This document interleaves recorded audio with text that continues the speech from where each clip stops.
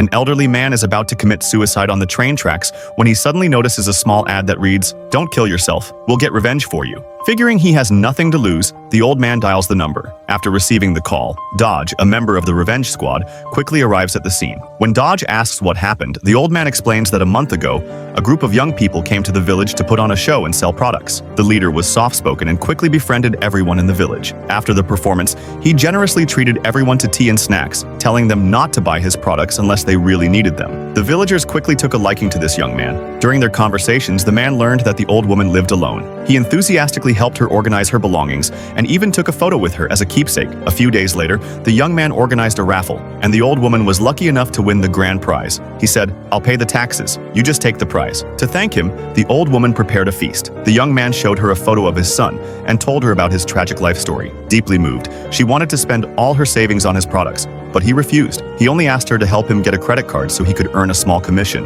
assuring her she could throw it away if she didn't want to use it. After some hesitation, the old woman agreed. The next day, using the excuse of going to eat, the young man asked the old woman to watch his booth. Without thinking twice, she agreed. The villagers, trusting the old woman, bought many products. By the time the young man returned, more than half the merchandise was sold. To thank her, he gave the old woman some money. That day, a heavy rainstorm hit, and the young man suddenly showed up carrying several products, asking to take shelter. The old woman agreed without hesitation, but as soon as they left, neighbors came looking for her, demanding to know why she sold them defective products. The old woman tried to explain, but no one believed her. She led them to the young man's booth, but he was long gone. Police arrived after receiving reports, and despite her desperate explanations, all the products were purchased with her credit card and sold by her. The police then contacted her son, but his own finances were tight. Just as the old woman was losing hope, she received a call from the young man telling her that if he just disappeared, it wouldn't implicate her son. It turns out the young man was part of a fraud ring that specifically targeted elderly people living alone. They would first gain their trust, take photos with them,